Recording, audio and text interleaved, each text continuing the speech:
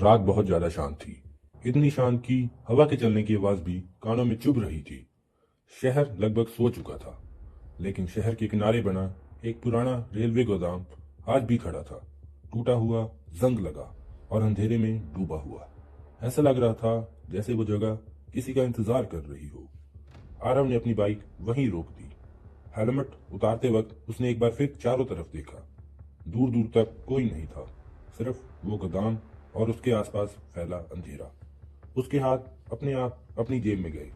वो चिट्ठी अभी भी वही थी, साधारण कागज, लेकिन उस पर लिखी एक लाइन उसकी पूरी जिंदगी हिला चुकी थी। अगर सच जानना है तो आज रात 12 बजे रेलवे गोदाम आ जाना, अकेले। नीचे बना वो अजीब निशान, त्रिकोण के अंदर एक आंख।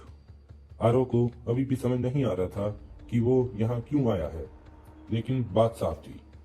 ये एक चिट्ठी किसी ऐसे इंसान ने भेजी थी जिसे उसके बारे में बहुत कुछ पता था। घड़ी में 12 बजने में बस कुछ ही सेकंड बचे थे। आरव की धड़कनें तेज होती जा रही थी और तभी जैसे ही समा पूरा हुआ, गोदाम का फाटक अपने आप हिलने लगा। धीमी डरावनी आवाज के साथ फाटक खुल गया और आरव कुछ पल वहीं खड़ा रहा। फिर उसने गहरी सांस ली और अंदर कदम रख दिया। अंदर का अंधेरा बाहर से भी ज्यादा भारी था। सीलन की बदबू, पुरानी लकड़ी और लोहे की मिली जुली गंध। उसके कदमों की आवाज उस खाली जगह में गूंज रही थी और तभी पीछे से जोर की आवाज आई। फाटक बंद हो चुका था। आरव पलटा, लेकिन अंधेरे में कुछ दिखाई नहीं दिया। उसके गले में अजीब सी सूखापन आ गया। वो समझ चुका था अब वो अकेला नहीं था। ऊपर कहीं एक लाइट जली, पीली और कमजोर। उस रोशनी में एक कुर्सी दिखाई दी और कुर्सी पर कोई बैठा था। चेहरा साफ नहीं दिख रहा था, सिर्फ एक परछाई। फिर एक आवाज आई, गहरी और गंभीर, आरव का नाम लेकर। उस पल आरव के शरीर में सिरहन दौड़ गई, क्योंकि उसका नाम यहाँ कोई नहीं जानना चाहिए था। आवाज फिर आई। उसमें जल्दबाजी नहीं थी, डर नहीं था, बस यकीन था। आरव आगे बढ़ा। जैसे जैसे वो पास गया, रोशनी उस आदमी के चेहरे पर पड़ी और उसी पल आरव की सांस रुक गई। वो चेहरा जाना पहचाना था, बहुत पुराना और बहुत खतरनाक। इंस्पेक्टर कबीर सिंह, वही इंसान जो कभी उसके पिता के साथ काम करता था और जिसे सालों पहले सस्पेंड कर दिया गया था। आरव के दिमाग में सवालों का तूफान उठ खड़ा हुआ, लेकिन उसके होंठ कुछ बोल नहीं पाए। कबीर धीरे धीरे उठा और एक फाइल सामने रख दी।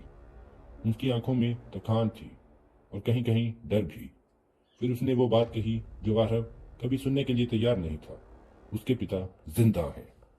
ये शब्द जैसे हवा में तैर गए। आरव को लगा उसके पैरों के नीचे की जमीन खिसक गई हो। 3 साल से वो मान चुका था उसके पिता इस दुनिया में नहीं है।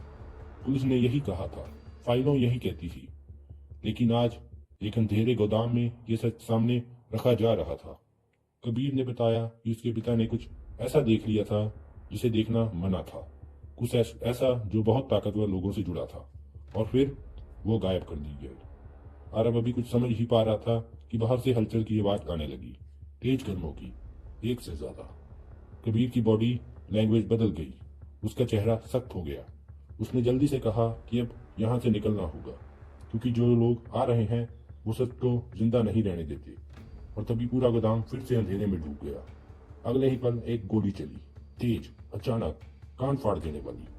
आरव ने कबीर का नाम पुकारा, लेकिन कोई जवाब नहीं आया। कुछ सेकंड बाद लाइट वापस चली, कुर्सी खाली थी, कबीर कहीं नहीं था। फर्श पर वही फाइल पड़ी थी और सामने की दीवार पर खून से लिखा था सिर्फ एक शब्द, भागो। आरव वहीं खड़ा रह गया। उसके सामने अब सिर्फ 2 रास्ते थे, या तो वो यहाँ से भाग जाए या उस सच्चाई के पीछे जाए जो उसके पिता को उससे छीन के ले गए। और यही वो पल था जहां से उसकी असली कहानी शुरू होने वाली थी।